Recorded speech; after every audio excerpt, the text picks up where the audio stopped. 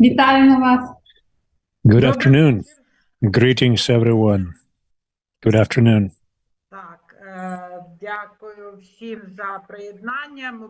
Thank you, everyone, for joining us. We're about to begin.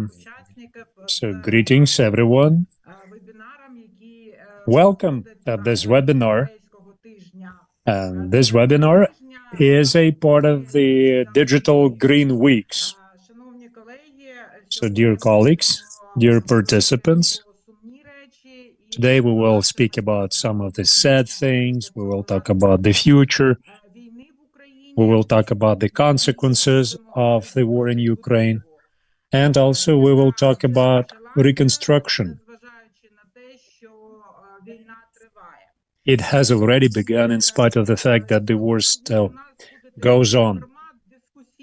And today we plan to have a discussion format, so we will present the challenges, the needs, and then we will hear your thoughts, your ideas about the next steps, with support of our partners, including from abroad.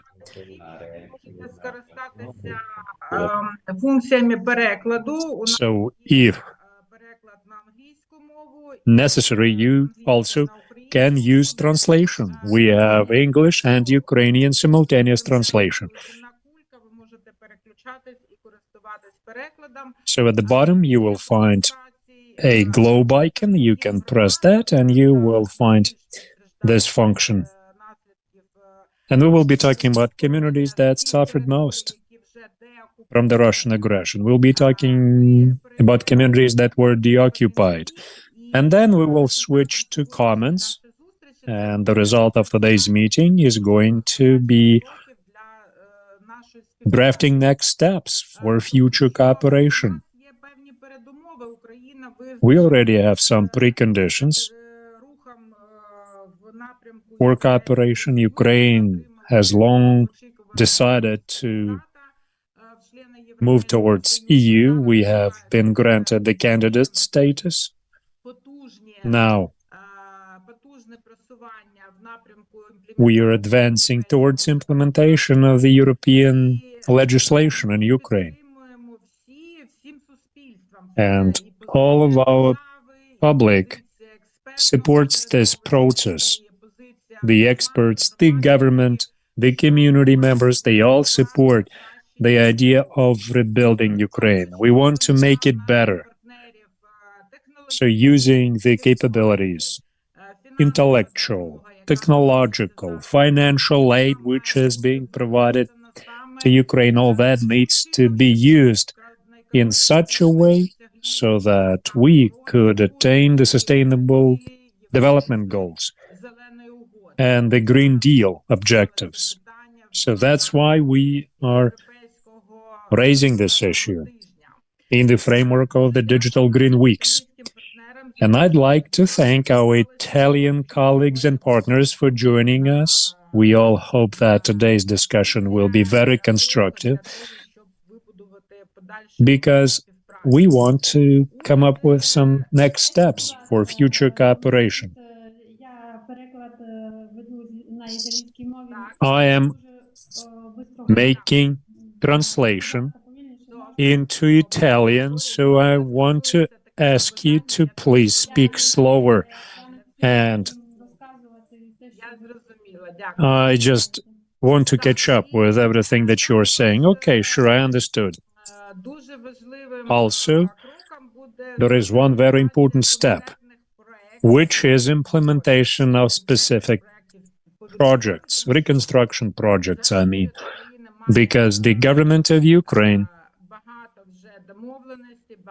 already has lots of agreements, lots of important treaties have been signed also with the government of Italy, and I already sent some links to some high-level documents that Ukraine signed with Italy, and there are also some documents which were signed at the level of ministries.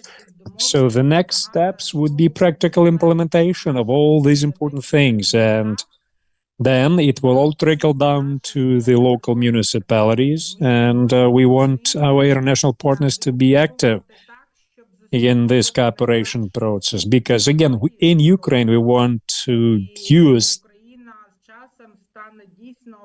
the newest technologies, and Ukraine will absolutely become a very progressive country in Europe, by all means, the quality of life, technology, and everything else. So we want to live in modern day society with modern day means and ways of production. We want to be energy efficient. We want to have energy efficient buildings and facilities, which will make us a fully fledged member of the EU. And that's how we will be developing. We will follow the EU course, the EU values. And now I want to give floor to the members of the communities. They will quickly outline the situation which they face today. So these are the representatives of communities that have been liberated a year ago, when Ukrainian military liberated these communities from Russian occupiers. So, having said that, I'm gonna ask my assistant to launch a quick video, and this video was provided to us by Ohtyrka City Council. So, after this quick video, we will give floor to the community members. So this is going to be quite visual and dynamic. So Nikita, please start the video.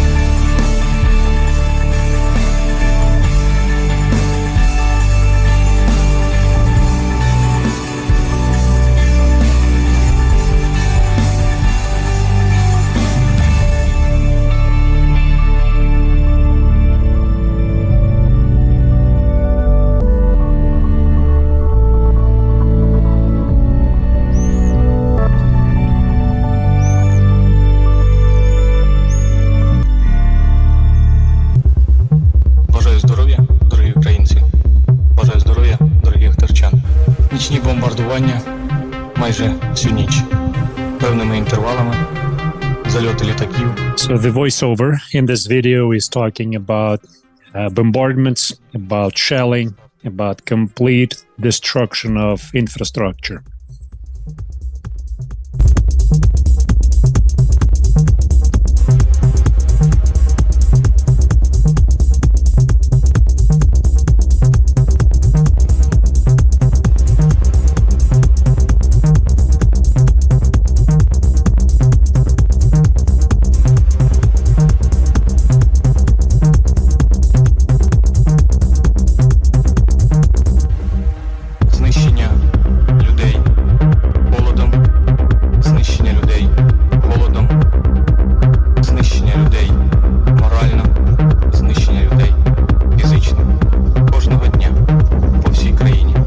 The voice is talking about the genocide of Ukrainian people.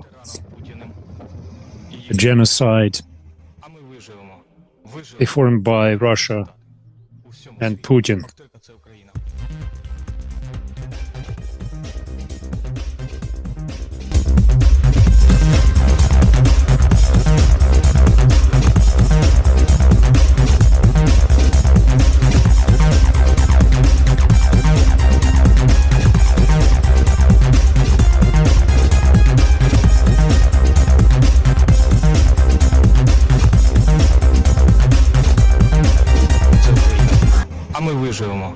виживемо і будемо процвітати. Охтирка – це Україна. We will survive. We'll survive and bloom. Справді належить її душа. Охтирка. Охтирка undefeated. Дякую, Нікіта. І сьогодні з нами Надія Бітюкова, заступник. Thank you. And we have Nadia Bityukova, Assistant Mayor of Охтирка. So can you please tell us about your current situation? We know that you are preparing the terms of reference to start rebuilding the kindergarten, which was damaged. And also you plan to start rebuilding a secondary school.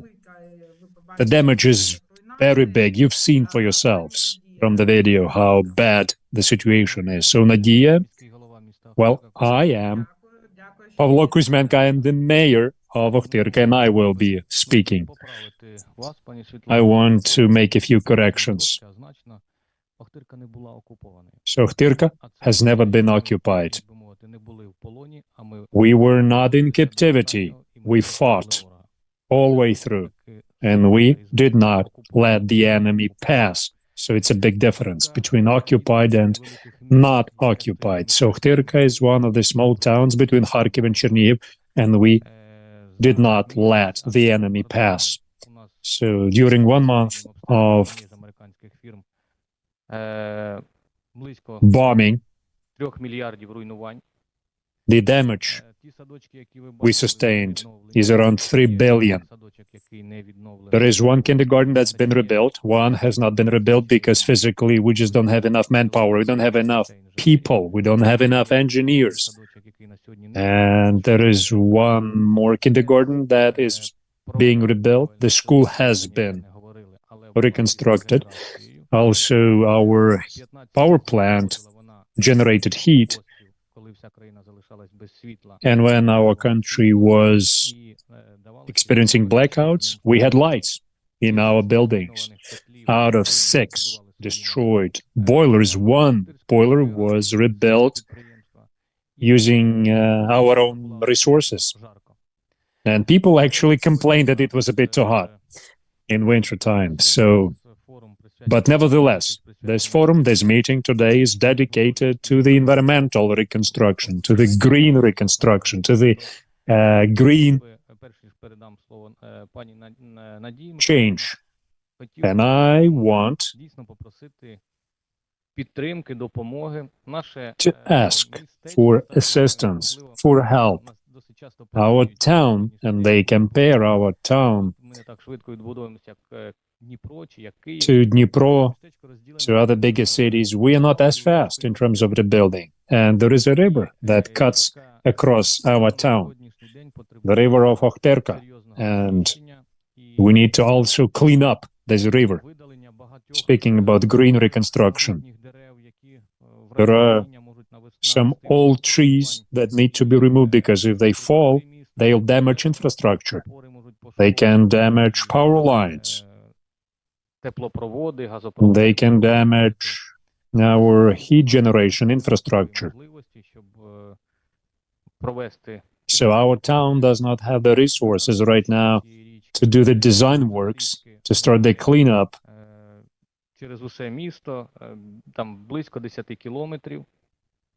The length of the river in the city is around 10 kilometers. Back in 2018, this river became the reason of flooding. Half of our town was flooded.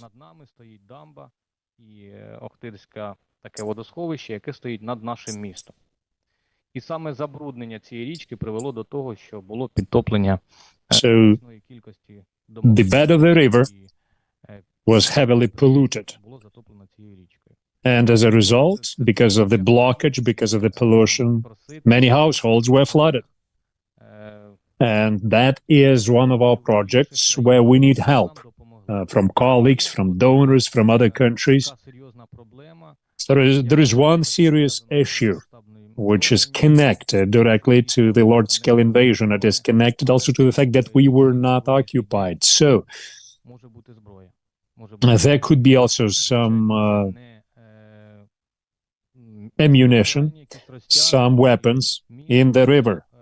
There could be also some explosives, unexploded ordnance, because there's been active combat in the town. The groups of subversives entered town at some point. So in that river, you may find small arms, hand grenades. So cleaning that up will definitely require time and effort. This river is not that deep.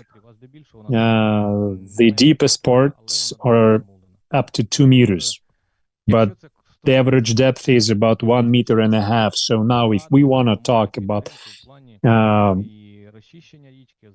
green reconstruction, I'd really love to get some assistance in terms of the cleanups, cleaning up the river, and developing the area along the river in terms of, building some bicycle routes, walking routes for the local residents. Okay, thank you for your information. Are you going to stay with us until the very end? Yes, I will stay with you until the end of this workshop. So colleagues, please put this information on record. And we will be asking questions, of course, because again, we have Viktor Bukovinsky from the Ministry of Environment, and he is a responsible point of contact in LIFE program, and then there are other programs implemented by the ministry that deal with water resources. So, I want to give floor to Tamara Burenko, and she also represents one of the towns that became victims of the invasion. They were occupied, and apologies, I misrepresented the town of Oktyrka. I said they were occupied, but they were not. They were not occupied. But the rest of the towns represented here today, they were occupied, and that's a fact. The occupation was very bad in their case. So, Tamara, after we show... No, there will be no videos. No, so there will be something else, maybe a presentation. But anyways, Tamara, so please, over to you. Okay, I'm gonna try and share my screen so that you could see the presentation.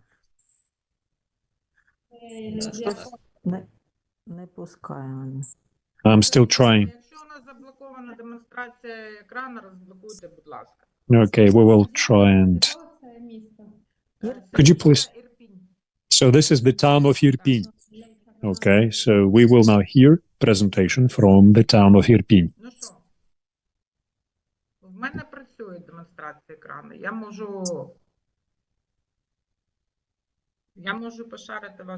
So if you want to, I can start sharing. Yes, please. Yeah, because in my case, I somehow cannot share. Yes, so you have my presentation? Please start sharing. Okay, just give me a couple of seconds. I'm gonna upload my presentation.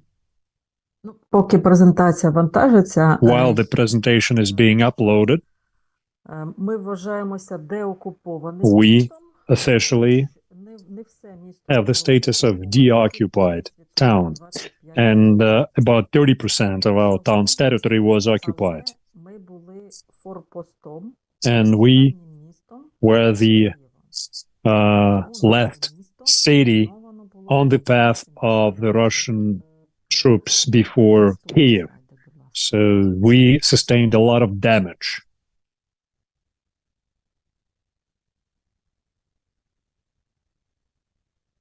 Вас не чути. Вас не чути. Тамара, перегортаються слайди? Ні, не перегортаються. Так, понятно. А зараз? Зараз є. Так, дякую. Все одно. Угу. Власне, 70% міста було зруйновано. So 70% of the town was damaged. 1130 приватних будинків So було 130 private homes were damaged. 1,483 private homes were completely destroyed and had to be demolished. And some of them have already been demolished. The rest is being demolished now. Apartment blocks, 515 of them were damaged. However, those could be rebuilt, restructured. 80 of them require complete overhaul, and 39 apartment buildings are unfortunately damaged beyond all repair, so have to be demolished. So we started rebuilding our town last year. And our immediate priority was to rebuild municipal facilities and buildings. Next slide, please. Municipal facilities and utilities became our first rebuilding priority. Now, all of this has been funded by international organizations. We had a benefit of working with multiple donors, supporting us as authorities on the ground. Our House of Culture and Lyceum 3 are yet to be repaired. We've already started some construction work on the Lyceum, while the House of Culture remains a second priority, as we still have a lot of housing needs to be addressed. You see, a city or a town of Irpin is a sort of a proving ground for these types of projects going forward. You know, I have background in urban planning and city building and energy efficiency, and I leaned on all of my connections to get my fellow subject matter experts and friends involved in assessing the damage needs and provide potential solutions.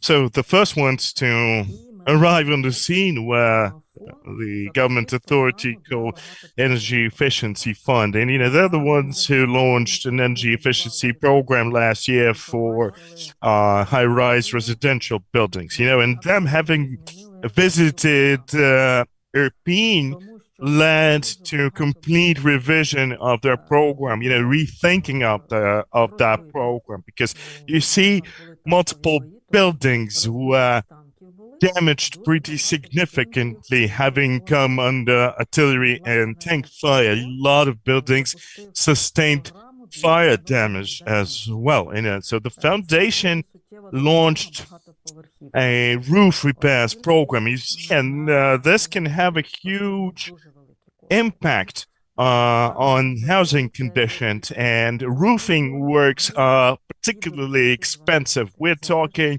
anywhere between 2.8 and 11 million hryvnias. Now,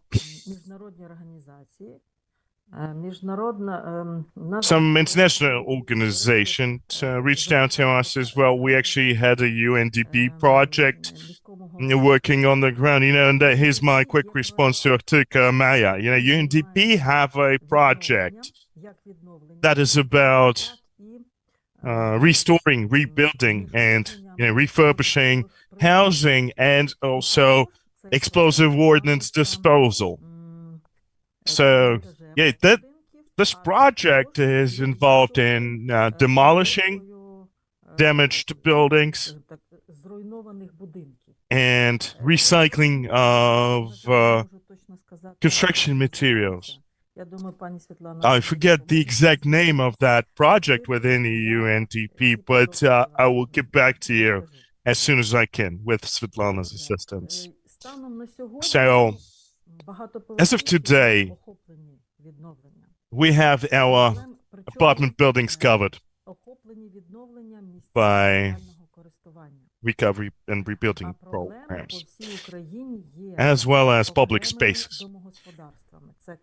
Where the real problem lies is private homes and individual apartments. So down on the individual level, so beneficiaries or potential beneficiaries, homeowners and apartment owners are the ones who were affected the most. And as of yet, there's no specific program to target these audiences. So you see, there have been some initiatives to provide homeowners with construction material, but the thing is that a lot of those homeowners are elderly, senior citizens, and which makes it particularly difficult for them to, undertake any construction work themselves, which,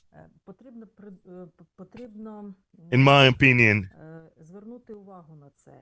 is something worth paying attention to. You see, these programs need to be end-user focused, ultimate beneficiary focused.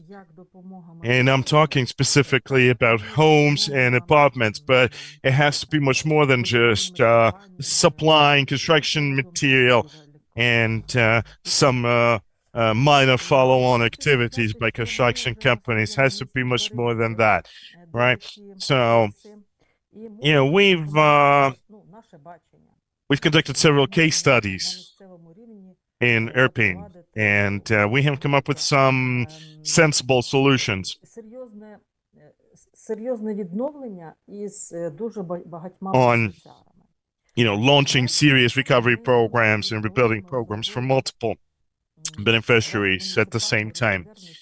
We have this municipal revolving fund, as we call it, that uses local budget guarantees. So what it is effectively is a local municipal fund that can be either funded by the community, the budget, or international organizations and other donors, or a combination of the two. So, this is an innovation. I think we've never had anything like this on community level. And arguably, there are still problems that persist, and I'm talking specifically about lack of subject matter experts, to provide their expertise for the fund. Now, another potential solution is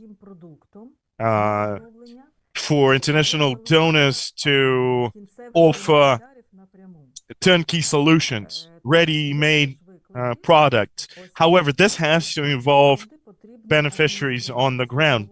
And this comes with its own set of challenges, as you have to really manage and supervise those funds and or foundations, if you will. And this usually requires additional resources. So I guess, Svetlana, one potential solution is to use Ukrainian consultancy companies to help them manage the beneficiaries here on the ground, so that they can actually provide the necessary paperwork that fits the requirements of international donors.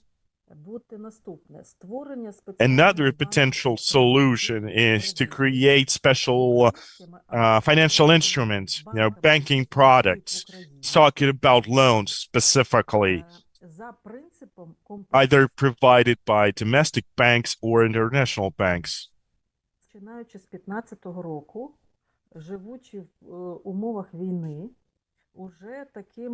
And we've seen similar projects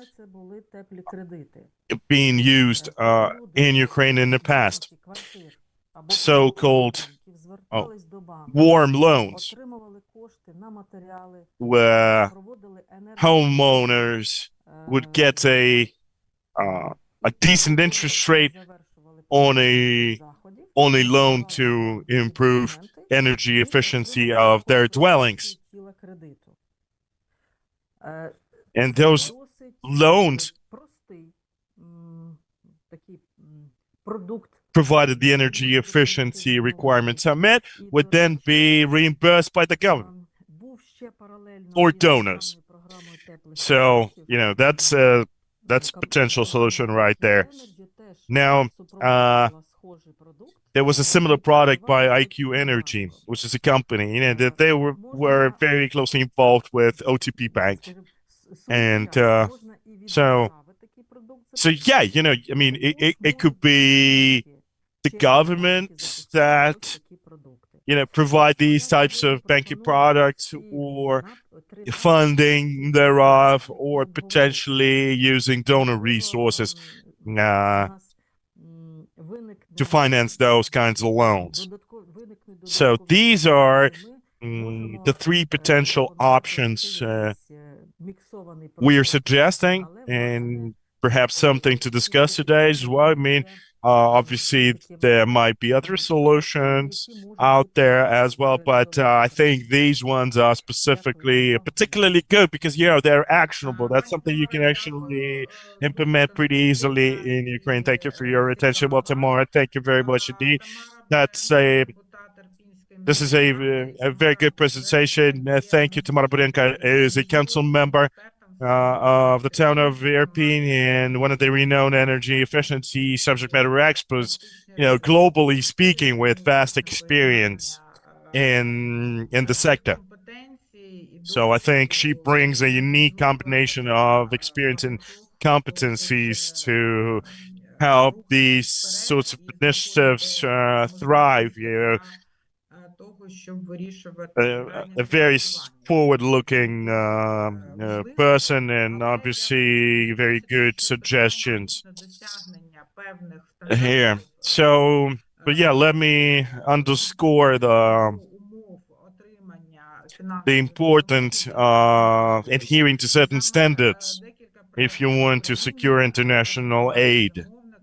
And there are a couple of projects here in Ukraine that are designed to help applicants meet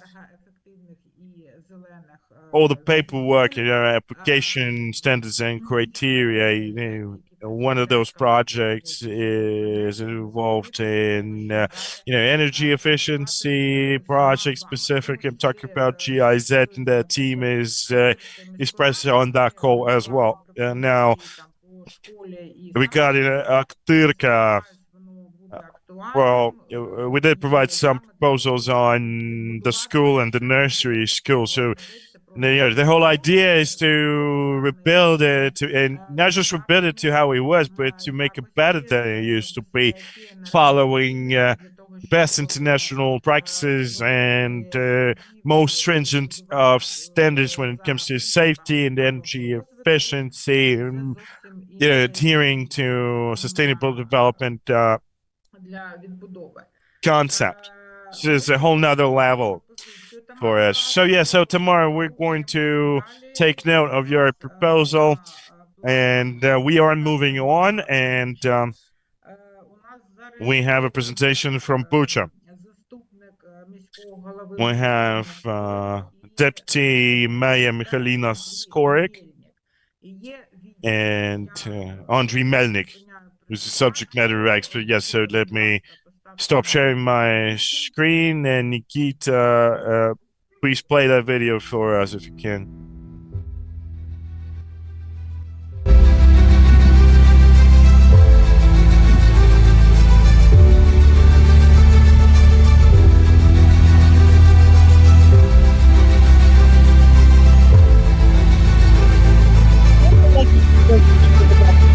Там розширення найменше показується.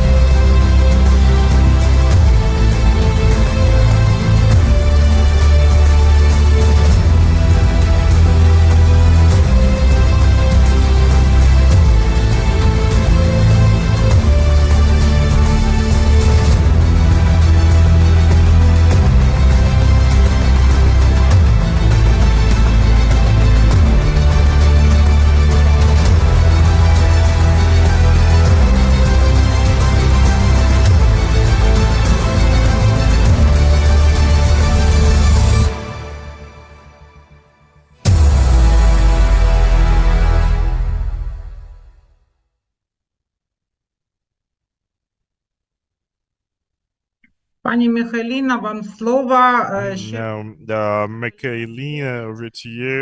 So, this is Mikhailina Skorik, who's the deputy mayor of the town of Bucha. Right, thank you everyone, and thank you for the video. Unfortunately, the quality of the video wasn't as good. Now, I was trying to share my screen, but unfortunately, it's grayed out. Doesn't work for me. Now, I'll have to ask a technical expert too. Нікіта, ви можете це нам Нікіта. дати сигнал, що демонстрація екрана готова? Can you do something about it? Давайте я Готово.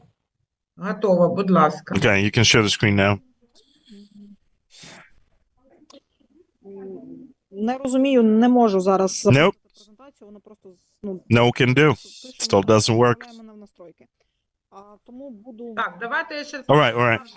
So, сейчас емейли, наші емейли. let me just, Я надаю в чат емейл Нікіти. let me just draw up Nikita's email in the chat. Будь ласка. Я можу попробувати... Да. Нікіта пише, що всі можуть, але в Well, будь-якому... Nikita says that you should be able to do it now. But as a backup, can you please email your presentation, your slides to this address in the chat so we can share it for you? No worries. It's minor technical hiccup. Can I drop the slides in the chat? Well, you could try. See if it works. Можливо, не завантажте. Так, 30 секунд, зараз Right, пробую. just give me 30 seconds.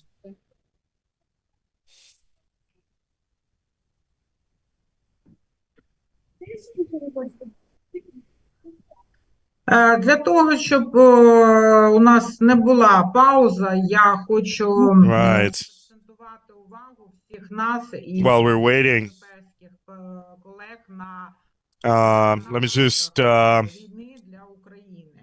highlight На початку the року економіка України impact this war had on Ukraine. As of beginning of this year, Ukraine's economy is 29% of GDP down on a year-on-year basis. Millions of people had to leave their homes, becoming either IDPs or refugees. Some 7 million people crossed the poverty line, going downwards. The overall poverty grew to 24% of total population. Now, as to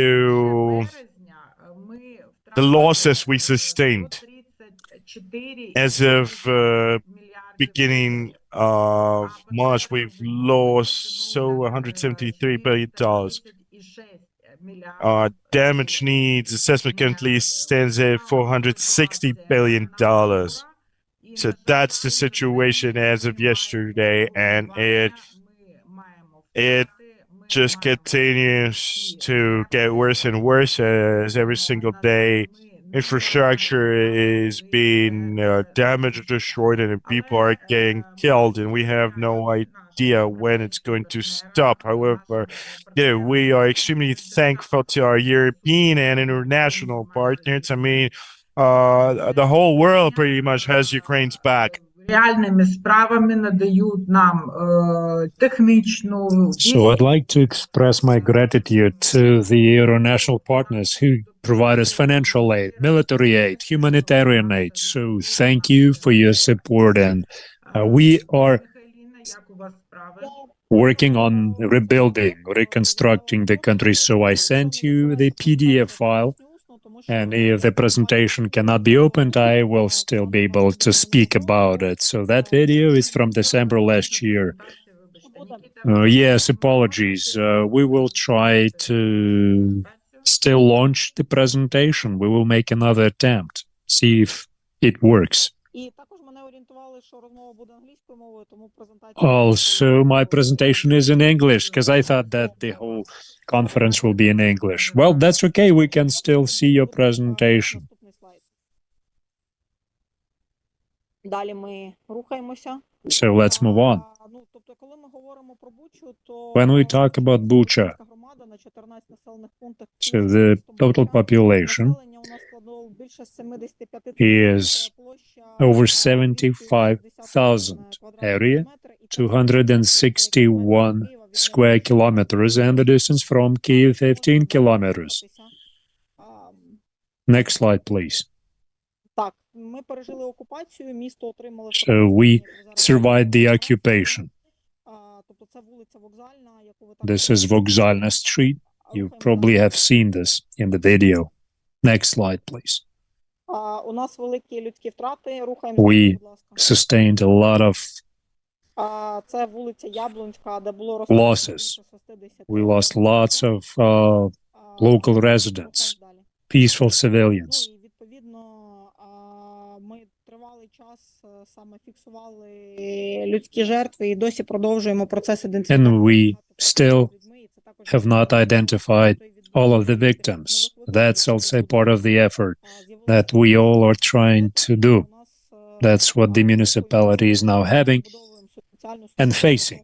We are rebuilding our social services as well so that we could provide individual assistance to our residents. Year after occupation, we understand that the problems are not going anywhere.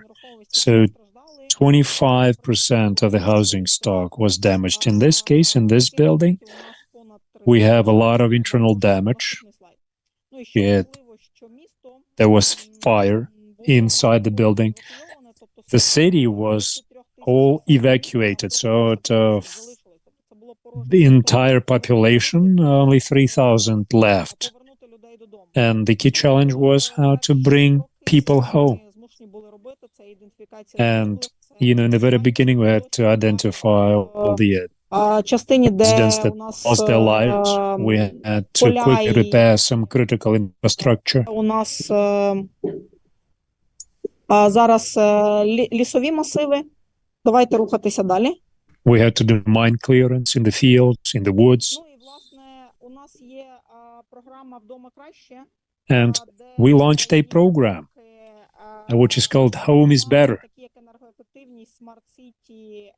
And it includes smart city projects, green projects, development projects, and transformation of health and educational sector based on the new challenges which we now have in the community. Далі, будь ласка, бо щось так. Next slide, please. У нас більше 3,000 об'єктів зруйновано, але around 3,000 якщо ми говоримо про residential public buildings were destroyed. об'єктний обхід, And we are now rebuilding all of these buildings, and the total damage probably would amount to 6,000, to include apartments and private houses. So this building had to be completely demolished because of the damage. And that creates a huge problem because municipalities by law cannot fund capital expenditure, so we need to wait until the government program is up and running so that we could compensate those who lost their homes. And the initial estimates in Bucha,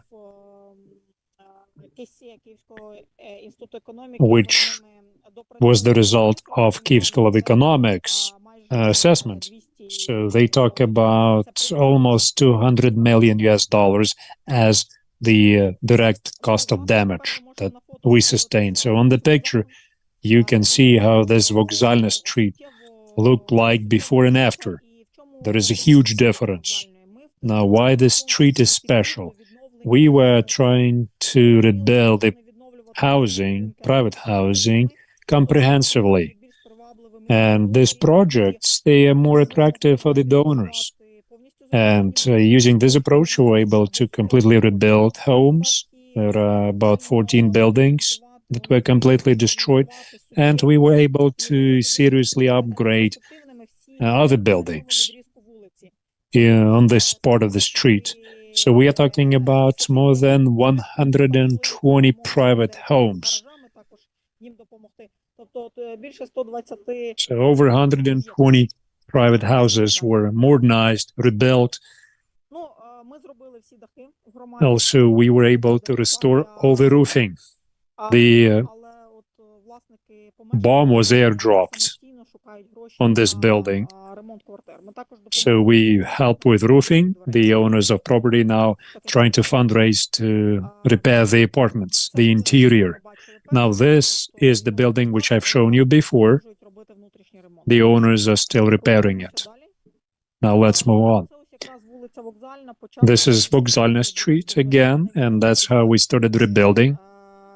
All this from scratch. You probably have seen an empty space after all the demolition works were completed, and now the residents returned and there is housing. So 342 houses were built or rebuilt at the end of this year, and we are moving closer to 800 reconstructed buildings. But the total number is around 3,000, so there is still lots of work to do. So this is an example of rebuilding, reconstruction, just for you to visually see what the challenges are and what's the current status. People who now visit Bucha, they all say that the town has changed. We tried as much as we could to wipe out all the footprints of the war. But still, you know, we tried to apply for government funding. We talked to private donors so that we could rebuild this town and attract more people. And so we have this program, Home is Better program, and this is a program that looks at rebuilding the community. And the amount of damage we sustained is so big, but we believe that in 5 years' time, we will have the same situation like we had before the war. And we want our businesses to also recover. The occupiers deliberately destroyed businesses, grocery stores, supermarkets, department stores, hardware stores. They were able to quickly rebuild and start operations. On the other hand, logistical hubs, other businesses find it very difficult to launch the operations. UTAM manufacturing facility is now trying to find partners to rebuild because they used to supply equipment for the NPPs, nuclear power plants. So they need help now. And last year, we were trying to rebuild as much as we could. We repaired lots of facilities, lots of properties, specifically housing, so that we could bring in people back, because it's all about jobs, it's about human resources, and we want local residents to come back. So we are now rethinking about our development strategy. We want to market the city better, because there's a bad reputation as the city, a town of tragedy, is not going to go away unless we will rebrand ourselves as the town of success. You know, Chernobyl, Pripyat, those are the towns with some tragic history, and we don't want to have that happen to Bucha. So we want young families, we want educated people to come back. And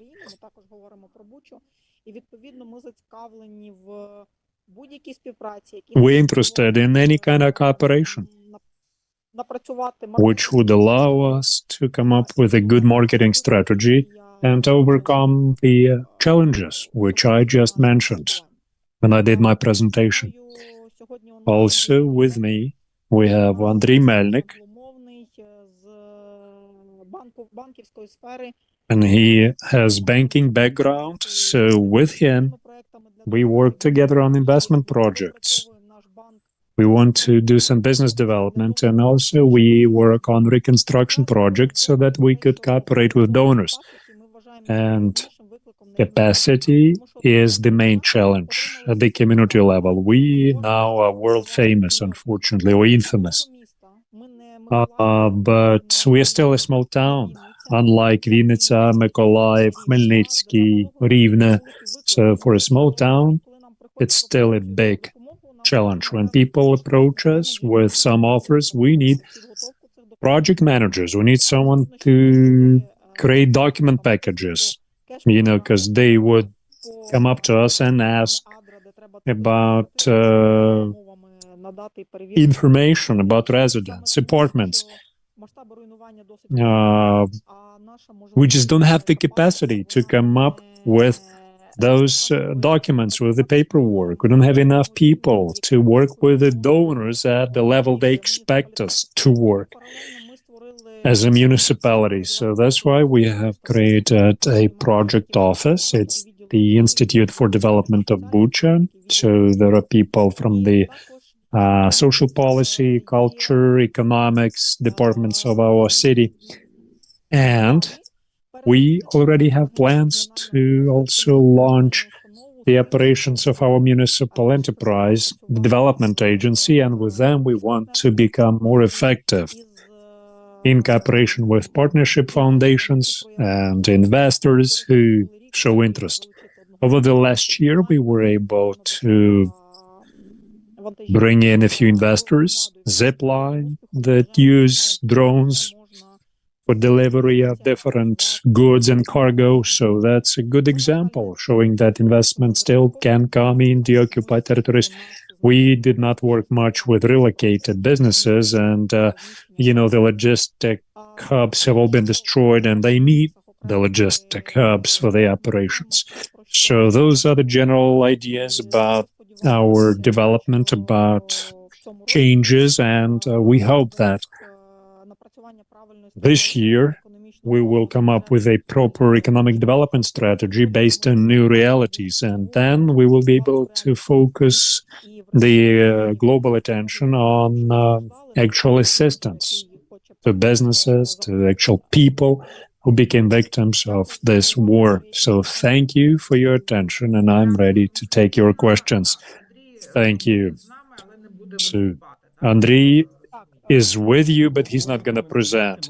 I just, can make comments. Yeah, so we will have a discussion element in this conference, so please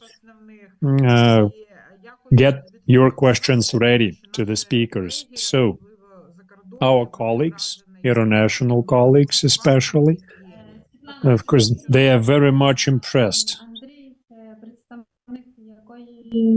So can you please remind us who Andriy is? He is our lead specialist in the economics department, and he's also responsible for cooperating with international foundations. So that's a new job, a new function. He used to be an outsourced consultant, and now he is a staff member of the economics department. So he represents Bucha City Council, right? All right, so I see this is very impressive. Your entire attitude, your practical steps to rebuild are very impressive. So considering what's happening with the economy, considering all the technical capabilities, because we do have a problem in the construction market, construction materials market, because lots of businesses that were manufacturing construction materials, they are gone, or they don't have access to resources, or these businesses are now under occupation, or they have sustained serious damage. So now it's time to give floor to government representatives. So tell us, please, what are the agreements, what are the projects, programs that you have? And I'm giving floor to Viktor Bukovinsky, who is from the Ministry of Environment. Victor is also Deputy Director for Strategic Planning and Reconstruction Project. So, Victor, over to you. Thank you. I will now start sharing my presentation, and I will speak about the financial opportunities offered by the EU. And then I will speak about the next steps. I don't want to spend too much time about the background information. Yeah, and I will need to make sure that I can switch slides. Okay, so Ukraine has become a fully fledged participant of the EU Life program. So EU gave us this right in advance. We are just a candidate country. We're not a fully fledged member, but we are a fully fledged member of the EU Life program. So this is all formal and official, and the treaty was ratified appropriately by Ukraine. So this is an environmental program. This is a program to protect the environment, and there are several areas. Environmental protection, prevention and adaptation to climate change, circular economy, and transition to alternative sources of energy. So, under this program, we are talking about comprehensive funding in the amount of 5.4 billion euro. So again, all of the project proposals are being considered on a competitive basis. Now, this slide is about the projects which are now being considered and the projects that are supposed to have certain components, such as innovation component. They need to also take into consideration best practices and experience available from EU and globally. And it also needs to comply with EU strategy and legislation.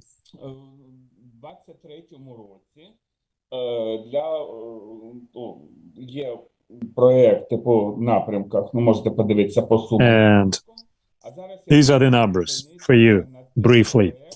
So I want to quickly mention projects which are specific for Ukraine.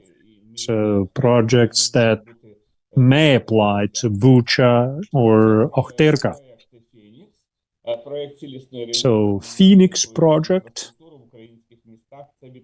which is about solid waste management in municipal settings, and we talk about direct solid waste management, or we may talk about something of a secondary nature, such as training education for personnel, for admin personnel, responsible personnel, development of plans for future solid waste management.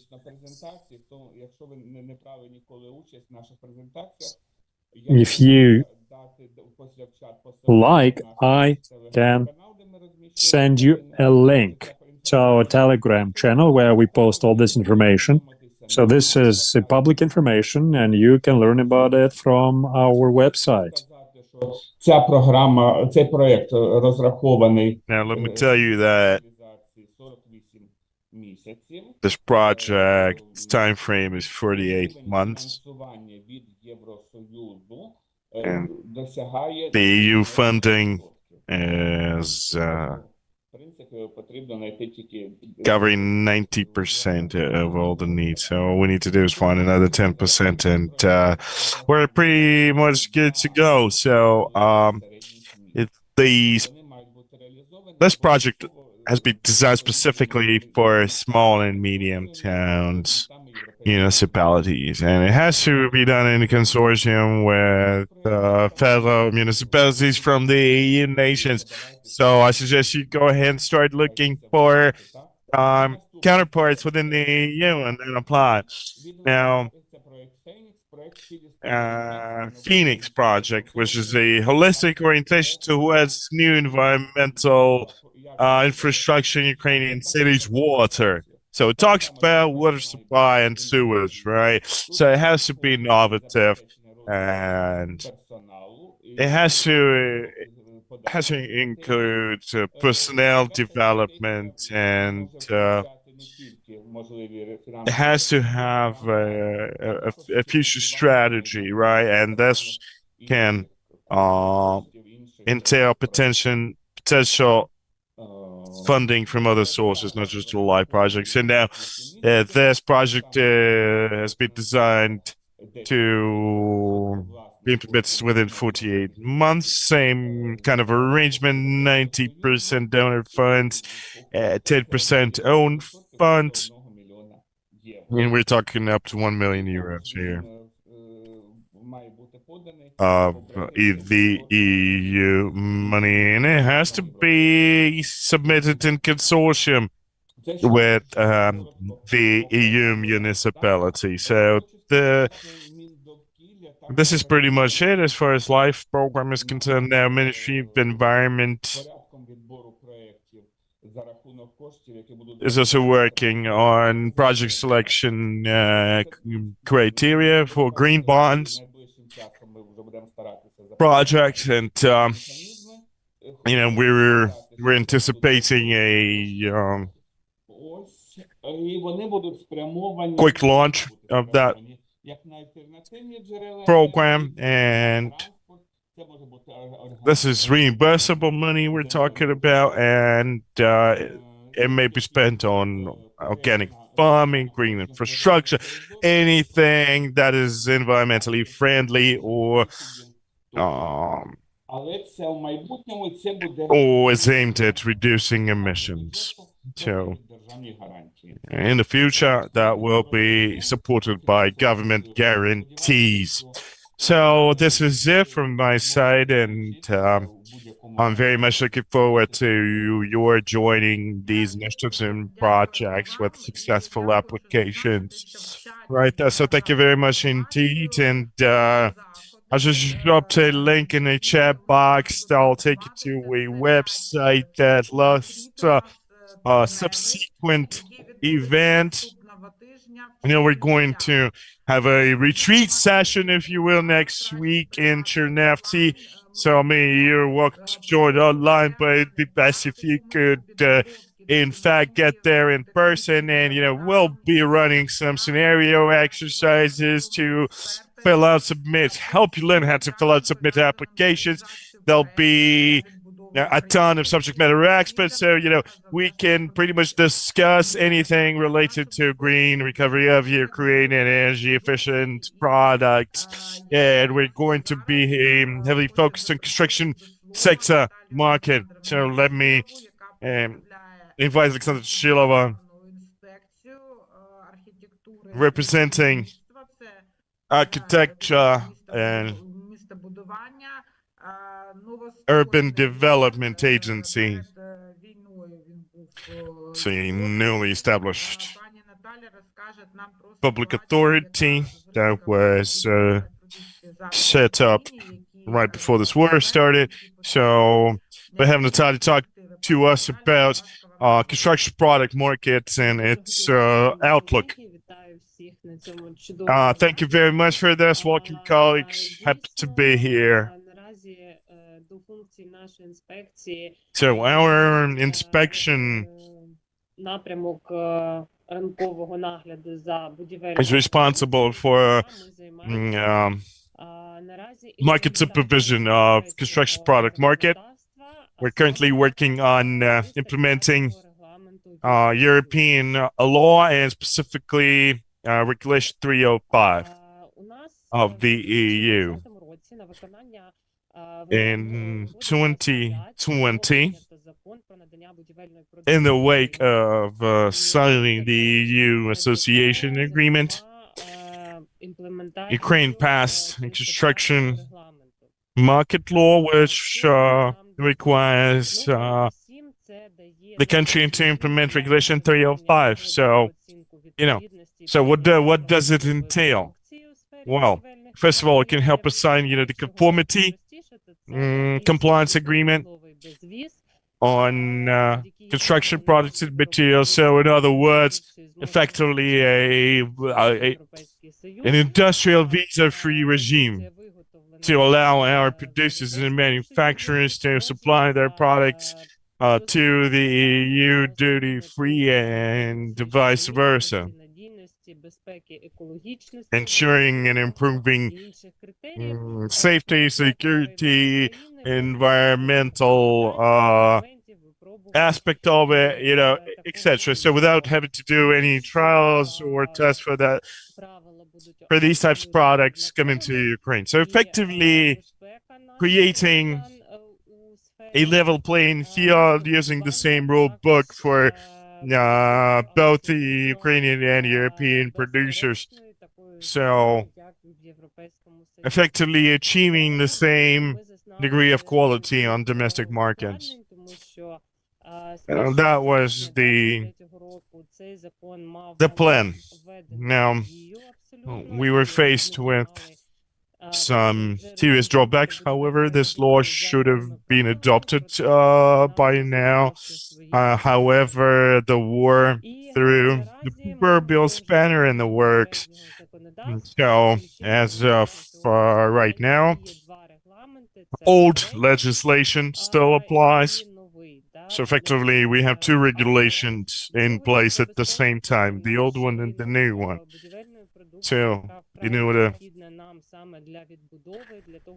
order to help our domestic construction product market, which is itself a crucial component of eventual recovery of Ukraine, some legislative amendments have been made to the effect where construction products produced in the EU could be imported and utilized in Ukraine without additional tests or conformity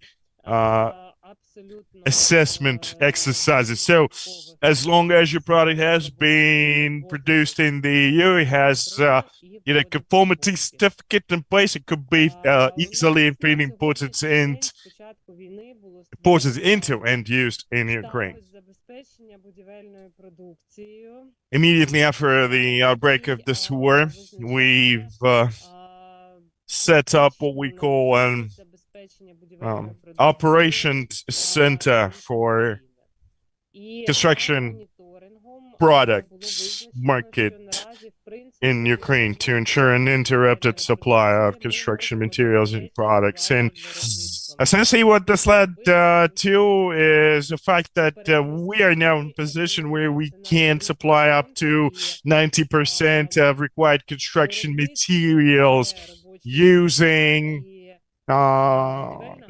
domestic capabilities. And as previous presenters said, the economy is our second front, right? So we have to support this economy as best we can with a particular focus and emphasis on construction and reconstruction.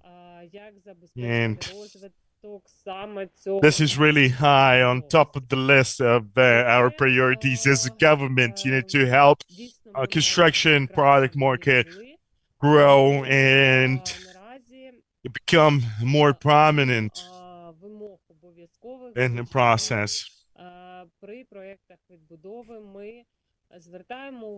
Now, of course, this is not about the quantities alone or the volume of these projects or activities alone. It is also about the quality, because it's our job to make sure that things are built into a better state than they used to be. And many things have already been said about energy efficiency, and it is crucial without a doubt. However,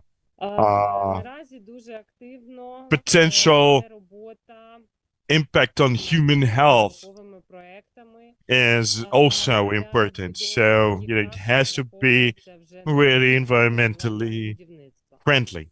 And naturally, we'll have to consider incorporating green recovery concepts and ideas. So obviously cooperation and collaboration, if you will, with European counterparts is something that we are very much in favor of. Again, we still need to adopt European legislation in our country, and we are on that path. So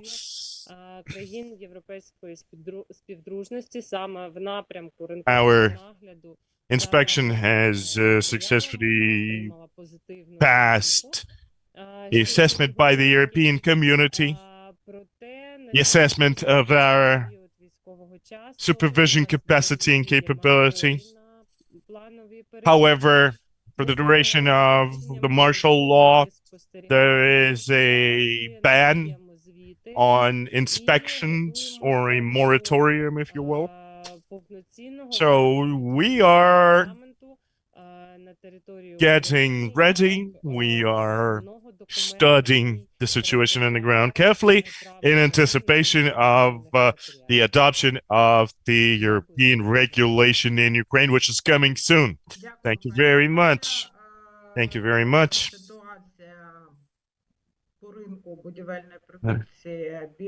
The situation on the market, construction product market, is more or less clear now. And we also have Volodymyr Skachko on the call. Are you there, Volodymyr? Well, we've lost him. Anyway, let's move on. And let's move to our Q&A session now to share some ideas, questions, critique, feedback. I'm sure you have a ton of questions, so those of you willing to participate in this interaction, make sure you do so by raising your virtual hand and asking away or to make your statement.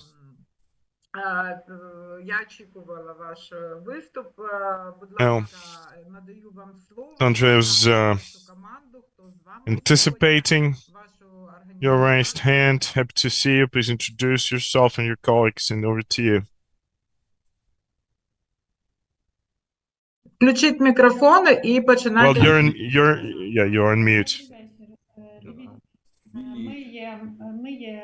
Hello?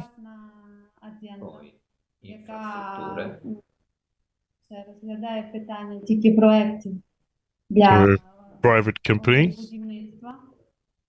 We are considering private construction projects. We're not in the business of providing financial support or funding. We can help implement projects.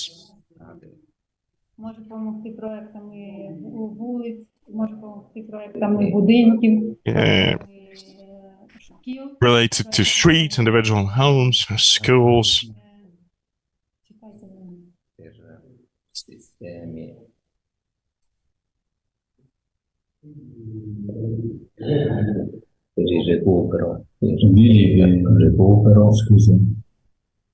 Вибачте.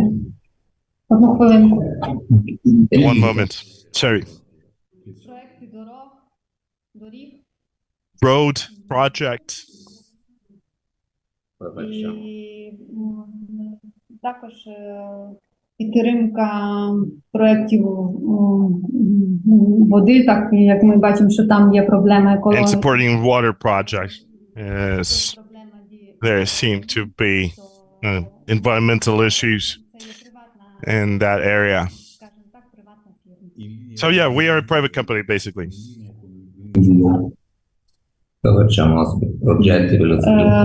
Smart City. Потім вони роблять проекти Smart City. They're in the business of implementing smart city projects and various construction projects.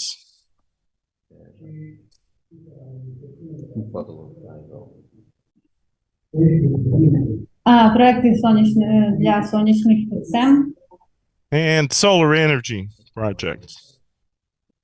фотовольтайки, Progetti Сонячні панелі. per edifici pubblici, edifici проекти для приватних edifici pubblici e будинків, privati, проекти для Центри комерціалі. супермаркетів, And projects for private homes. poi però noi chiediamo Мгм. come questi progetti possono essere sostenuti. Ma Noi siamo говорять, disponibili a partecipare, però un attimo. vorremmo capire come ці vengono sostenuti questi progetti. на nostri проекти ми також шукаємо фінансів, які б нам допомогли. Yeah, and we are looking for За допомогою фінансів.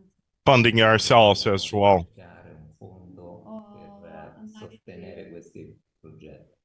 Або знайти якийсь фонд, який би нам теж допоміг. Or perhaps try and find some kind of fund or foundation to help us work with you. Right, colleagues. Okay, let me say you this. I mean, we understand, the profile of your company, or what the profile of your company is, and the company is a high-tech, wide-profile company, and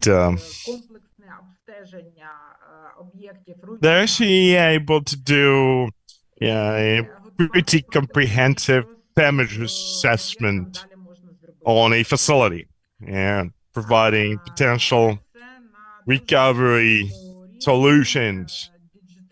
Yeah, it's done very professionally, state-of-the-art software is being used. So yeah, and we were extremely impressed to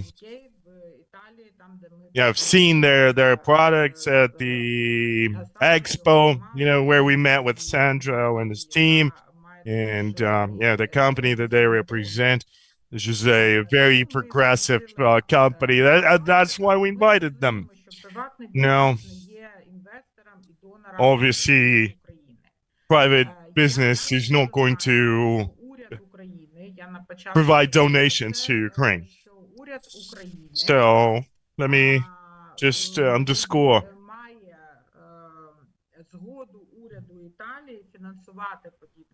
the fact that Ukrainian government has entered into a deal with Italian government to fund these types of projects. So I think we're looking at a potentially nice combination of your technologies and expertise in order to help us achieve the proper green recovery and a little bit of funding. So from our end and the government's end said that by achieving some sort of synergy. So what I suggest you can do is share a link to the website of your company so we can check out. Everybody who's interested, we can check out your company. We on our team we have Alina Sebastianova, who is a subject matter expert and a PhD, and she is fluent in Italian. So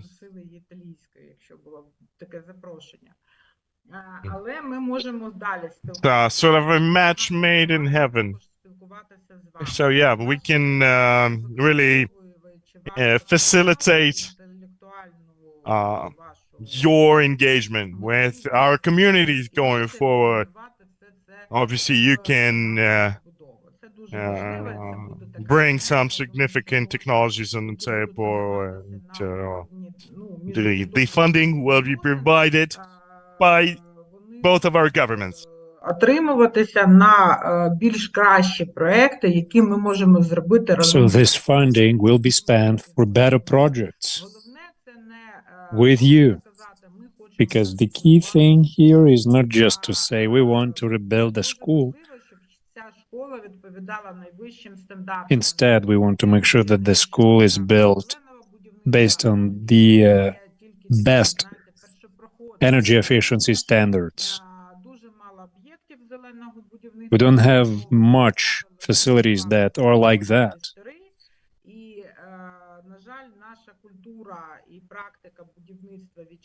And unfortunately, our domestic culture of building and energy saving is falling behind the European approaches in terms of technology, energy efficiency, and so on. So it's very important for us to learn and have access to practical knowledge. And this culture of construction, large-scale construction, urban planning is very important. You know how big devastation is and damage in our cities. We oftentimes have to build from scratch. It's a terrible situation, and no one can get used to this, of course. It's a shock for everyone. We do not believe our eyes. You know, I live in Kyiv, and we every day suffer from attacks from drones, missiles, the buildings get destroyed. We want to move on. We want to be able to switch to a completely new standard.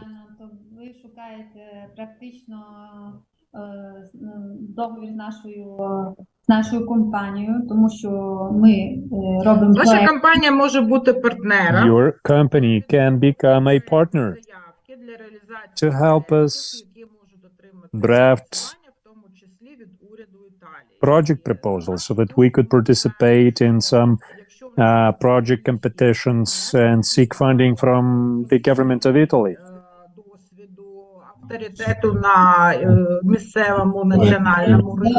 You know, someone who has the reputation, someone who has experience with projects. And we want to make sure that our project proposals are successful.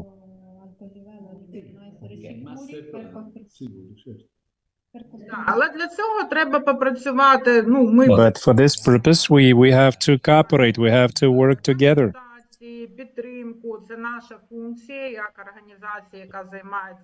We, as the organization that's supporting green reconstruction, we have the experts, we have also the knowledge, but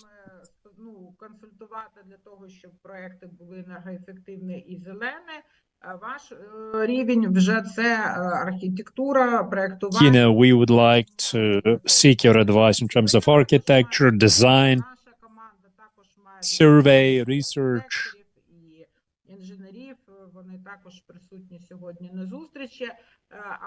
We have engineers also attending this conference, and we want to come up with a synergy when we implement projects that would be very beneficial for development purposes.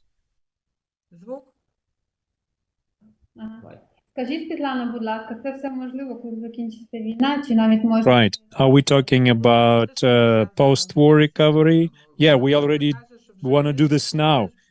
We are rebuilding now. We just heard that the school is almost ready to go. It's been reconstructed. How can we cooperate with you then in this case? Well, let's hear the communities. Let's hear what they think about joint projects and cooperation. I see that Tohterka City Council is ready to speak.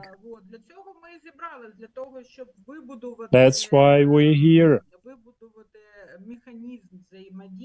We want to come up with a cooperation mechanism.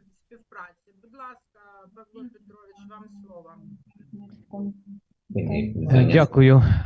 Great, thank you so much. You know, we reconstructed in the gardens. And you spoke about them, but also we have some other projects for thermal insulation of some learning establishments and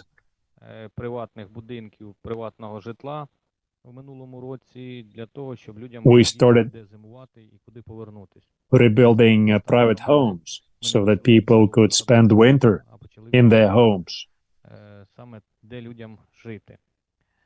Також я хотів би сказати трошки своє таке, ви знаєте, I also wanted to very quickly mention свої спостереження about my observations. відвідувань закордонних друзів. You know, there were hundreds of visits from abroad to Ukraine, but just a few made it to Ochtyrka. Most of them were in Bucha, Irpin, and that means also the funding stayed in Bucha, Irpin, but very few made it to Ochtyrka. So 20 ambassadors visited, they pledged some funding, but none of them visited Ochtyrka. People heard about our town from day one of the war. Other communities became famous after the occupation. That's the situation we had. And when they talk about rebuilding cities which are very close to Kyiv, of course, I envy them. Because people remembered Ochtyrka during the first 2 months when we hold the front line. So the enemy did not pass our town, but somehow on other fronts they were able to make it all the way to Kyiv. So, and these communities did not speak up during the first or second or third day of war. We did. When I meet my colleagues abroad, when I see how they talk about funding that they would love to get from other countries, well, I'm going to ask them to share. Because we are using our own resources to rebuild. And you guys are receiving guests, so could you please also sometimes send an honorable guest to Ochtyrka? Because we don't want to be just that city that stopped the enemy, because people keep asking, Mayor, you know, the city was destroyed during your time in office. So could you please do something about it? You know, I'm just speaking about things that are a great pain for us. And I see that there are other colleagues, but not mayors. Unfortunately, maybe they're not interested in participation. Well, we invited, to be honest. Yes, I understand, but mayors are just not available. There are some council members, and that's pretty much it. Right. So, I am the mayor of Ochtyrka and I attended, but the mayors of other towns are not attending because their reconstruction programs are progressing very well. So, what's better, government funding or funding from international organizations or countries? And my second question, whether government funding can still be used without project proposals and when you don't have the experts. Because we won't have experts. Out of 2,500 experts who know how to draft project proposals, most of them reside in Kyiv and in Kyiv province. In Sumy province, we only had 2. And we never had anyone living in Ochtyrka who knows how to draft project proposals. Of course, with international foundations, with grant organizations, it's, you know, it's a very good thing we can work with, but we need other capabilities. You know, like this heat generation plant was destroyed, and I see that it will not be rebuilt, unfortunately. People are saying that it's your heat generation plant. It was built back in the Soviet times, but now they somehow want the mayor of Ochtyrka to rebuild. They say, well, we can give you the funding, but what about the experts? What about the technical supervision? What about the design works? Because people don't want to end up behind bars for not following the regulations. So, dear Mayor, the experts are available during this conference call, during this gathering. So we do have people who are working on different projects. I understand that heat generation plant is a very special project, and that's why we're having this consulting. We want to have a good discussion, we want to have good communication, and we want to support the experts, the community. We want to also make sure that the projects are based on certain criteria. По Чернівцям, шановні колеги, я ще раз вам надаю в чат. Це буде дуже такі потужні. So there will be a meeting in Chernivtsi in the west of Ukraine. We will go there for 5 days. And we will be working just for 2 hours per day. And then we will be working on practical things. Because we want to come up with specific mechanisms. We want to make sure that these projects are implemented. So every day we will discuss a new topic, and then there will be lots and lots of practical things. So I'm asking you to please become more constructive. So the broadcast is almost over.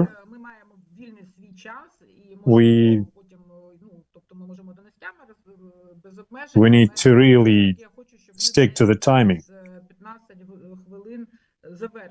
And in 15 minutes, we need to stop this discussion. So I'm going to ask Sandro and his team to please send the contact information through the chat, then the information about the website.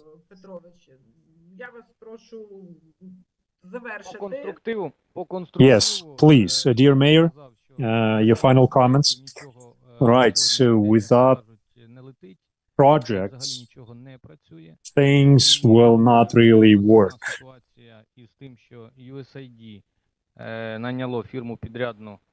USAID hired a private company to come up with a design for heating supply.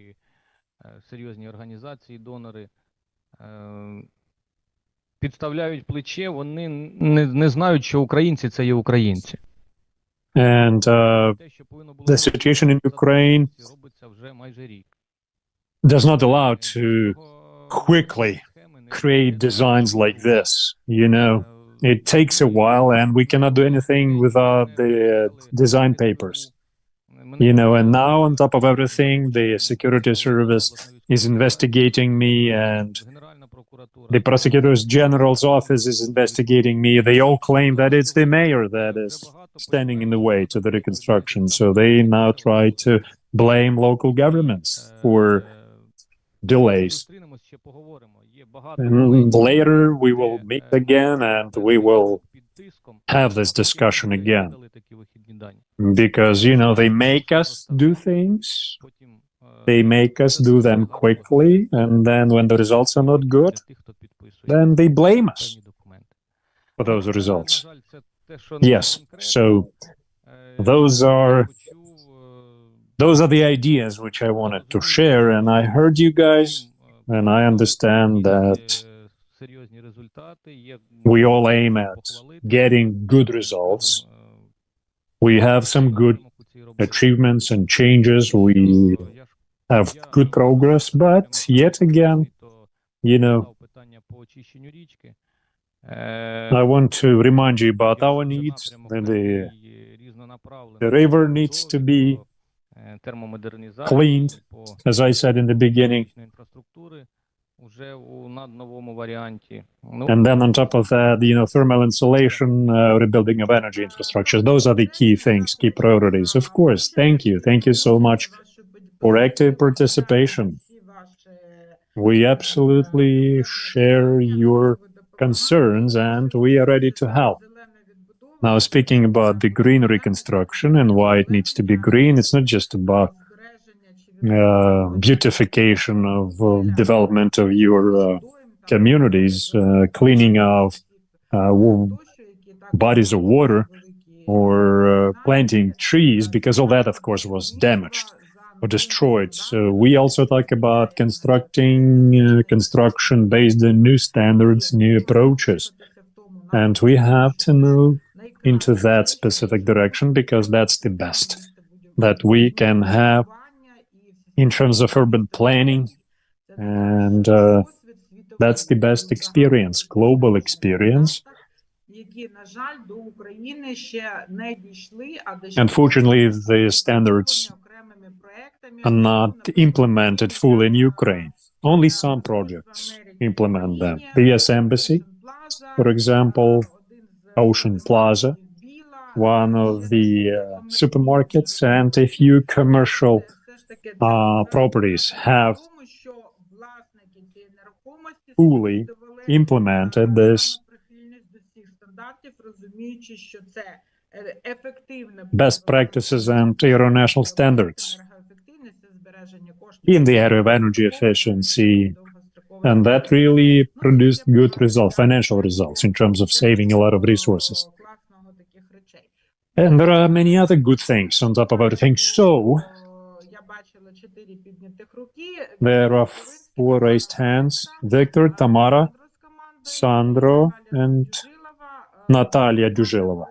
So, 3 minutes each, please. Let's summarize. Let's quickly exchange our thoughts, and all of the participants of today's conference, by the end of the week, will receive a message from me with contact information so that we could stay in touch. And I will also send you some assignments for your homework so that we could promote today's discussion. Victor, over to you, please. Okay, so I'd like to thank our Italian friends and ask a question. So when we plan projects in Ukraine, in the area of waste management, can we use your experience, and can we ask you to intellectually participate in the format of consortium, either through designing projects or offering some turnkey solutions? Thank you.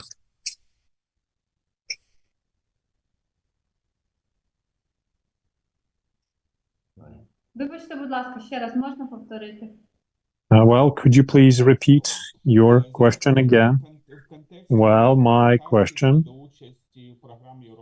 is based on my presentation, and it's based on participation in the EU Life program. So if Ukrainian applicants will apply with project proposals in the area of water supplies, water treatment, or waste management, can we use your experience in the format of consortium? So, can we use your intellectual capabilities? Can you come on board and help us in this regard? Так.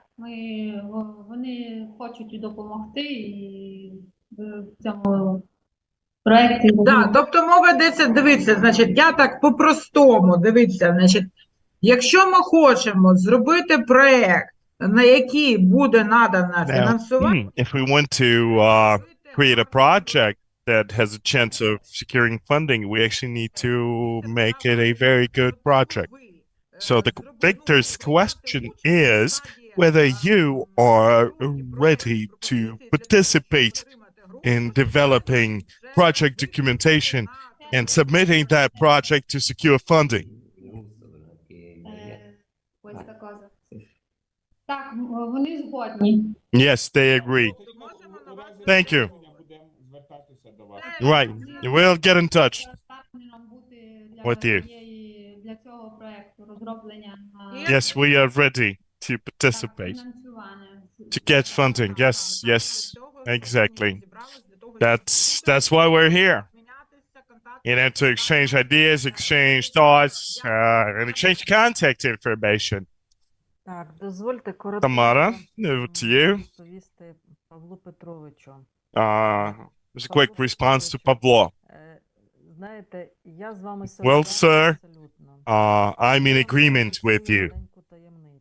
Let me share a secret. Приїжджали до нас у Of all those people who came to visit us in our city and take some photographs in front of ruined homes, на жаль, not one of them provided any help до нас приходило to the city просто or support. безліч, Last year, благодійних фондів. we Виписували received міським головою, hundreds і потім щезали. of Не charities бачили ми ні who благодійних would come over and sign some agreements ну, only я to так disappear. всі прелісті. And we haven't received a single penny of from any of these charities. Так So, само Бучі. I mean, З тих, хто I'm letting you in a little secret here, you know, out of, and it's true for all those Kyiv suburbs, right? So out of all those charities that came to visit us, I think there were only 3 that actually provided some meaningful help to rebuild a street or two. Now, to your other question, what works best, investors or public money? Well, as you mentioned correctly yourself, sir, you know, public money entails liabilities, right? Yeah, you are ultimately going to be held accountable. Вибачайте, шановні Accountable органів державної влади, ну так часто буває. for all of this. So yeah, this is what happens. Державні кошти This is what є, happens. але So, you know, the money is there, готувати дуже багато документів і потім but because, you know, we have to prepare a lot of those documents, you know, and then в місті дуже багато виконавців робіт повідмовлялись брати участь в тендерах. Ну, кажу, як є. Ну, от зараз кажу, як є. Тому краще інвестори, але з ними дуже треба довго працювати. І ще одна правда. Чому у нас відбудувалися об'єкти бюджетної сфери? Тому що усі міжнародні організації приходили на що? Правильно, на садочки, школи і все, що пов'язано з інфраструктурою. А наші квартири і приватні будинки, ну, залишились поки що нікому не цікавими. Одним не цікаві, тому що маленькі об'єми, іншим не цікаві, тому що треба спілкуватися з кожним домогосподарством, а це морочна справа. Тому я пропоную, думаю, що таких зустрічей має бути не одна, не 2, а декілька. І пропоную шукати можливості, як нам з вами залучати висококваліфікованих фахівців. У нас їх теж немає в місті. Я вам скажу, коли повернулися після того, як росіяни пішли, знаєте, чим займалися люди, які в зруйнованому житлі опинилися? Вони знімали кліпи, діти співали, танцювали, потім оці кліпи роздавали всім. Таким чином привертали увагу. От саме привертання уваги ось таке, ну, можливо, воно було дещо таке, ну, як би так сказати, дуже емоційне, але на деякі будинки багатоповерхові вдалося залучити кошти. Іноземці, знаєте, от якби кожна фізична особа надсилала кошти, наші українці надсилали, і їм тоді вдалося до зими хоча б, знаєте, так брезентом накрити дахи. Я думаю, перше, давайте об'єднуватися і обмінюватися досвідом. На нас, Ірпінь, Буча, на нас тренуються, кажу вам чесно. Всі, які приходять іноземні компанії, міжнародні організації, це просто спроби і помилки. От на нас натренуються, під'єднуйтеся до нас, можливо, хай і на вас трошки потренуються. Я думаю, вони із задоволенням це будуть робити. І таким чином будемо рухатися далі. Давайте об'єднуватись. Дякую. Також, якщо можна, секундочку, теж від Бучі додам, якщо вже так у нас по малих містах навколо Києва пішло, то, в принципі, так, воно все було так, як і казала щойно Тамара, і, в принципі, по-перше, Буча йшла шляхом міжнародної співпраці і прямих відносин з містами-побратимами ще до війни, тобто це вже були якісь напрацювання, а по-друге, так, дійсно, до нас простіше трохи доїхати, але, так як вже казала Михайлина на початку нашої презентації, ми самі розуміємо, що ми були не дуже готові до всієї тої уваги, яка була до Бучі. І, в принципі, зараз всі ті фахівці, і я в тому числі, які є або в міській раді, або в проєктному офісі, в принципі, всі працюють на те, щоб з цих візитів, з цих контактів було якнайбільше користі, якнайбільше КПД був. Тому що дійсно там з 20 візитів, може, один закінчується чимось більш-менш фізично осяжним. А в ідеалі б, звісно, щоб кожен приїзд якоїсь делегації, якогось міністра або прем'єра закінчувався якоюсь міжнародною угодою, або відбудовою, або якимось міжнародним проєктом. І, знову ж таки, ми розуміємо, що досить скоро ця увага або переключиться на інші міста України, які будуть звільнені, і тому ми саме зосереджені на розвитку місцевого бізнесу з залученням іноземних партнерів. Тому що донори – це дуже їм дякуємо, але це було найбільш актуально в перший рік, півроку після війни. Зараз треба якось виживати і розвиватися самим, і тому зараз ми зосереджені на пошуку партнерів для розвитку місцевих бізнесів, для того, щоб в майбутньому не шукати донорів. Це дуже добре, і я думаю, що ми будемо працювати з вами на такій більш системній основі. Я надам вам розсилки всі. І знову ж таки, якщо я можу там допомогти якимись просто або порадами, або практичним досвідом того, як ми що робили, чому в нас це виходило, а це ні.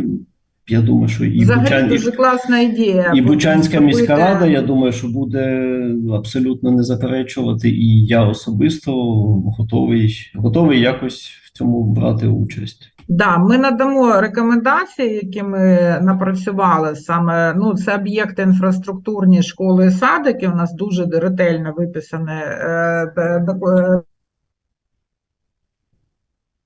методичні рекомендації по розробці технічних завдань, які можуть бути застосовані для реконструкції, для об'єктів нового будівництва, і ми зараз працюємо ще над проектами повторного використання. Тобто у нас відбулася вже там презентація перед проектних робіт, тобто на рівні там архітектурних планувальних рішень. Теж надамо посилання. Зараз проект переглянути там досить суттєво. Ми працюємо спільно з Мінвідновлення. Вони є замовниками цих проєктів.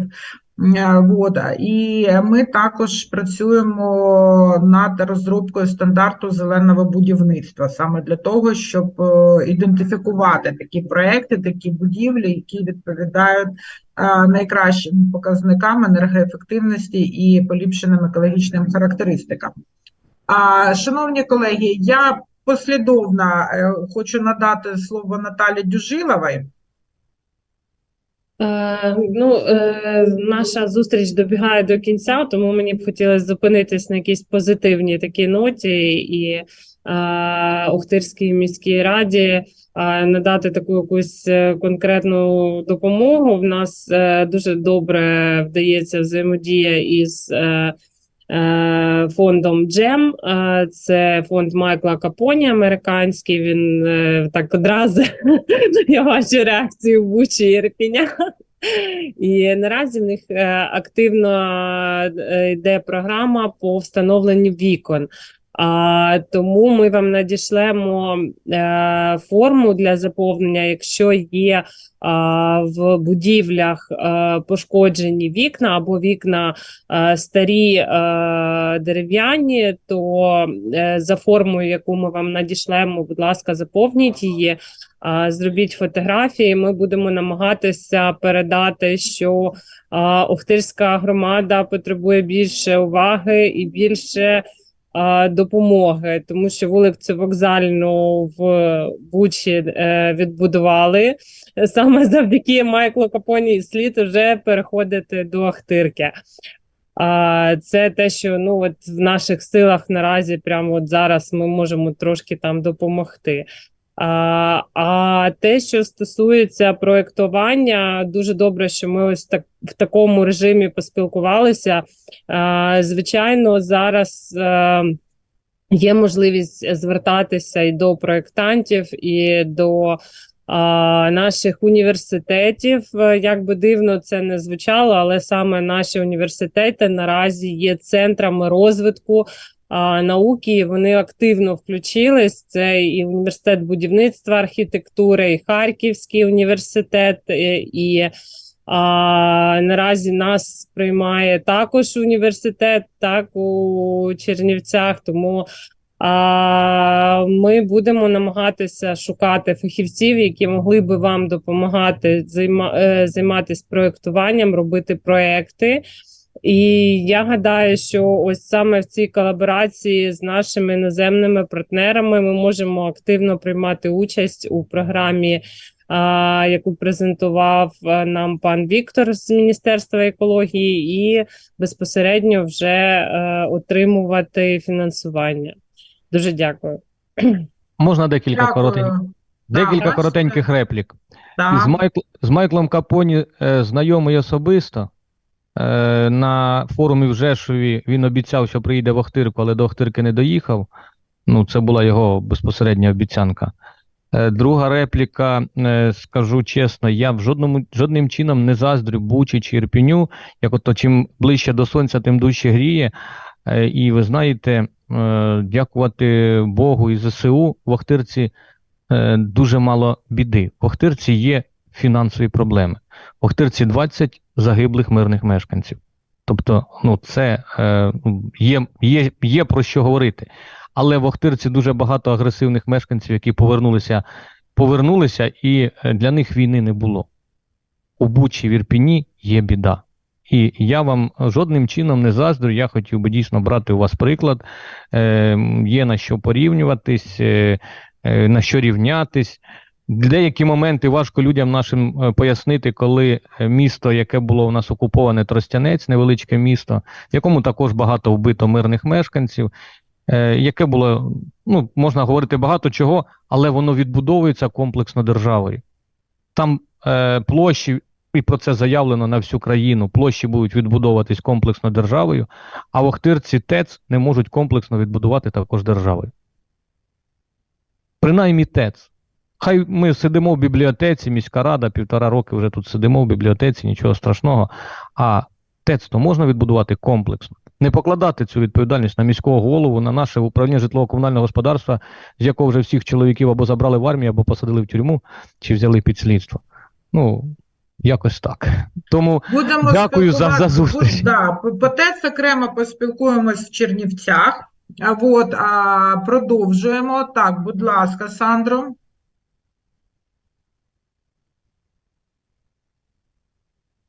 Включайте мікрофон, так. Скажіть, будь ласка, можна, я хочу вас запитати, вони дуже запитують, чи є той фонд Італія-Україна, і чи можна вже якийсь проєкт робити? Так, вже все є, все бо вони дуже хочуть знати, чи ви зможете фінансувати. Я навіть надам вам угоду, навіть знайду її на італійській мові, тому що вона двостороння. Україна підписала з Італією. Я коли писала листа Сандро, я саме посилалася на італійські джерела інформації, на італійському мові, для того, щоб він вивчив це питання. Я, чесно кажучи, думала, що вже вивчив, але якщо ні, то ми надішлемо, окремо попрацюємо над цим. Угода підписана, фінансування може бути отримано, і це, ну, я не знаю, там бюджету фінансування там на цей рік чи на наступний рік. Вот. Але ну, по програмі Фенікс, яку презентував Віктор, це ЄС програма, це не урядова програма італійська. По програмі ЄС ми маємо на цей рік 7 мільярдів євро, і ми їх ну, не використаємо, тому що нема, на жаль, пропозицій належним чином підготовлених. Бачите, яка історія? А скажіть, будь ласка, вони запитують, чи вже можуть готувати якісь проекти урбаністико, смарт-сіті? І... Так, можна спільно з громадами, тому я надам контакти всіх людей, ви бачите, що ну, тут драйвери, тобто з нами був мер, саме настоящий мер, да, в Хирці. Буча, Ірпінь. Так, всі, да. Буча якраз активно працює над напрямком смарт-сіті. Але давайте так, щоб наші, ну, вони всі, я не буду казати, хто кого там, всі постраждали, це... Так, звичайно, але вони... до горизонта. І це тільки ми запросили, ми реально запросили ці 3 громади. На постраждалих дуже велика кількість. Чи ви можете вже прислати якісь карти топографії чи терестрі? Це запитання, ну, наприклад, Павло Петрович, ви мер, тут у нас один, скажіть, ви готові вже до конкретних кроків роботи з нашими італійськими партнерами по підготовці проєктних пропозицій на фінансування? Так, готові. Готові на сьогоднішній день. Карти присилати, все таке інше. Готові. Ми розробляємо на сьогоднішній день генеральний план. Ми розробляємо новий генеральний план із 3D-варіантом, з топоосновами, з усім. І ми готові давати технічні завдання для розроблення технічної документації. Чудово. Тамара, ви готові теж співпрацювати над новими проектами? Так, звичайно. Бачите, всі готові. Я впевнена, що і Буча теж готова. А як? Буча завжди готова. Да, у Бучі є цілий інститут відновлення. Світлана, то скажіть, коли ви зможете ці карти надати? Дивіться, я надам інформацію. Ми підготуємо огляд сьогоднішньої нашої зустрічі. Ми вже не в ефірі на європейській платформі, але все, що зараз відбувається, воно записується нам на згадку і буде викладено там в відредагованому форматі на YouTube-каналі на 2 мовах. Ви можете це передивлятися. Тому що у нас іде паралельно англійський переклад, тобто ви можете дивитися на англійській мові, тому що ми транслювали для Європейського Союзу. Я і ті, хто нас не долучився, але почув, він також може приєднатися, тому що в описі наших відео англійською мовою воно буде змонтовано і збережено на європейській платформі, буде опис, будуть певні там контакти, резюме і таке інше, тобто стисла інформація. Тому це інформація для представників громад, тобто ми не то, що там кулуарно з вами сьогодні попрацювали, це достатньо масштабована історія, тобто ми подивимося, скільки було переглядів, тому що воно транслювалося на європейській платформі Digital Green Week, і також буде збережено і там, і на нашому YouTube-каналі на українській мові. Тому ми зробимо наступну комунікацію. Ми підготуємо огляд. Я напишу вам, скоріш за все, завтра завдання для того, щоб ми завершили цей огляд, зробити належним чином, щоб він був не просто там піарним, а він був корисним для застосування на подальші якісь кроки. Тому всі спікери, які сьогодні приймали активну участь, вони отримують таке завдання надати відповідну інформацію для нас, щоб ми завершили цей огляд. Я дуже сподіваюся, що до кінця тижня ми його завершимо, і ви отримуєте як доступ до цього огляду, так і переліки всіх учасників з контактними даними. і можливість в подальшому працювати і рухатись далі. Я готова вам всім допомагати для того, щоб ми рухалися швидше, і для того, щоб наша відбудова була не просто відбудовою, вона була дійсно краще, ніж була, і вона була енергоефективною і зеленою. Ми маємо використати наш шанс на більш краще майбутнє. Шановні, я хочу сказати, хто у нас ще хоче виступити на завершення. Все вже, ми завершуємо. Бачу дві піднятих руки Павла Петровича, Сандру, я думаю, всі вже поговорили і можна завершувати. Я вам дуже вдячна за те, що ви доєдналися, всі знайшли час. У нас була така дійсно конструктивна, практична дискусія. Я завжди зараз намагаюся підтримувати саме такий формат, не конференцій, семінарів, а в більш мері практична дискусія по певним конкретним питанням для вирішення конкретних проблем. Але семінари теж гарна справа, і ще раз нагадую, в чаті ви можете зараз скопіювати лінк на огляд п'ятиденного ретріту для зеленої відбудови, там, де все будемо розбирати по кісткам. Маю на увазі скелет цієї відбудови, і будемо працювати для опанування новими знаннями, методами, застосунками, і кожен день практикум буде відбуватися. Дякую, друзі. Дякую, рада вас бачити і до побачення. Дякую, пані Світлана. Дякую всім. Чао, ragazzi. Ciao. Ciao, arrivederci. Saluto lupo. Arrivederci. Arrivederci. Ciao, ciao. Thank you very much. Ciao.